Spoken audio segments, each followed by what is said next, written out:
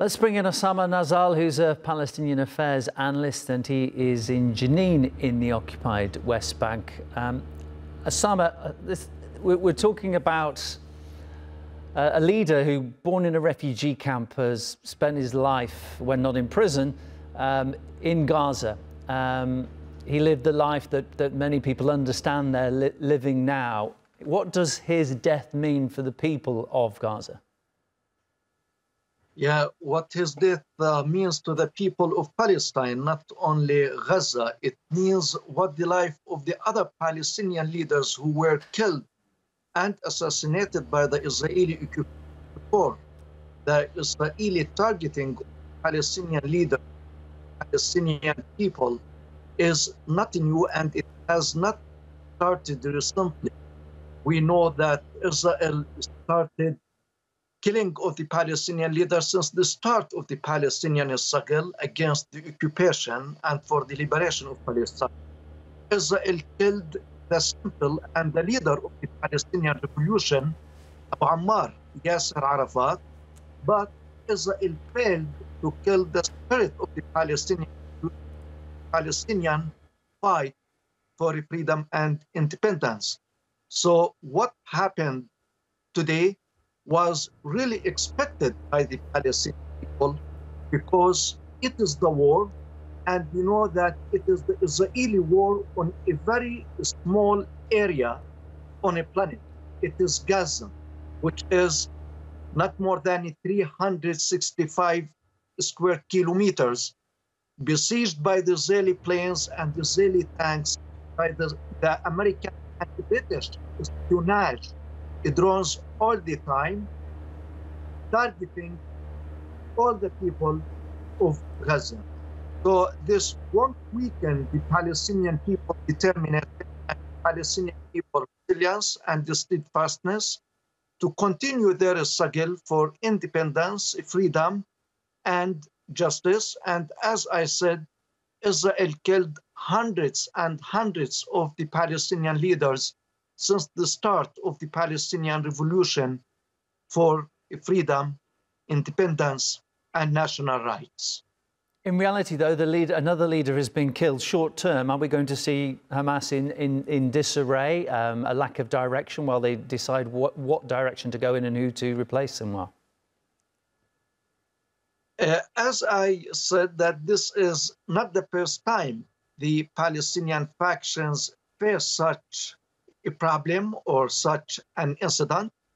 And Israel killed many Palestinian leaders of the different Palestinian factions, but Israel failed to destroy, dismantle, or destructure these factions, as the people of Palestine and the land of Palestine is rich in leading figures, great leaders, people who are determined to achieve human dignity and justice for the current generation and the Palestinian generations to come.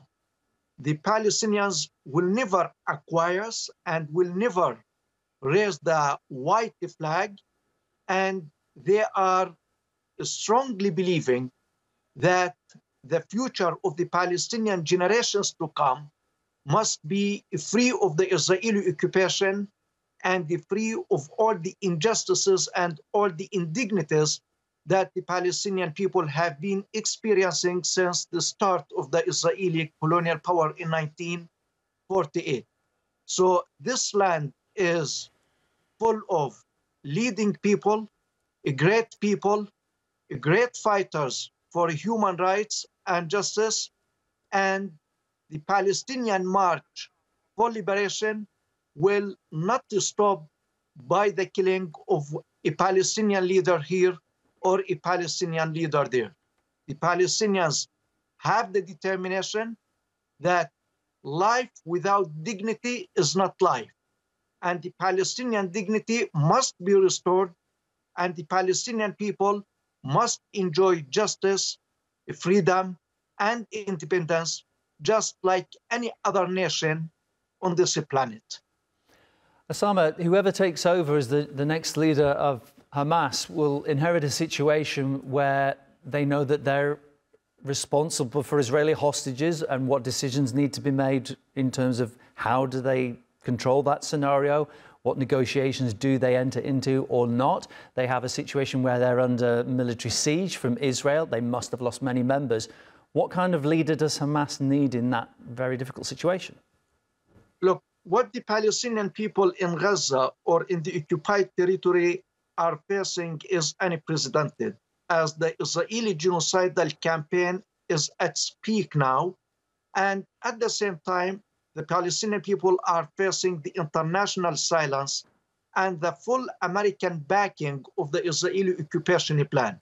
So what is required now is a national unity that bring all the Palestinian factions together to agree on one political platform. And on the basis of this platform, I think negotiations could be organized with Israel, either directly through the PLO or in any other way that the Palestinian faction deem correct. But the national unity, in order to face this stream, I think is necessary, whether for Hamas movement or for Fatah, as this is a demand and a prerequisite for maintaining and preserving the national rights of the Palestinian people.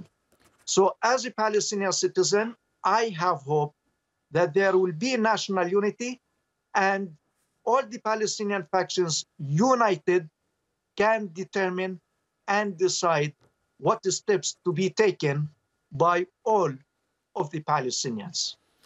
Osama, based on what you just said, it sounds like you want the next leader of Hamas to be more of a politician, more of a diplomat than perhaps Yahya Sinwar was. He was considered to be more of a military man. Do you think there is a person like that waiting in the wings who can create Palestinian unity and bring in international support? Really, I can't speak on behalf of Hamas and who Hamas can or should choose for filling in the vacancy that it has now. But I'm speaking as a Palestinian journalist, as a Palestinian citizen, and whether it chooses a military or a political leader, the national unity, I think, must be at the peak now, because one Palestinian faction cannot resist and face up this Israeli genocidal campaign. Especially this campaign is supported by the Americans and by many foreign Western countries. And we all heard the shameful statements by the German Minister of Foreign Affairs 2 days ago, allowing the murder of the Palestinian civilians.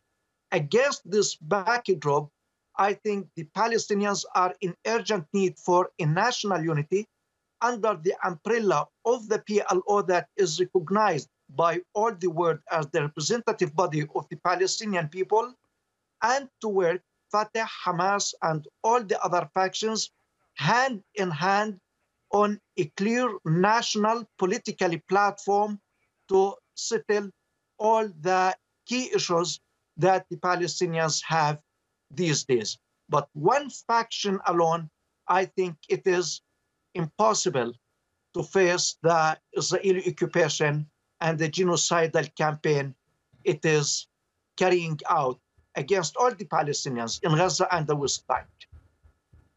Osama Nazzal is my guest, Palestinian affairs analyst, joining me from the occupied West Bank there. Thank you. Most welcome.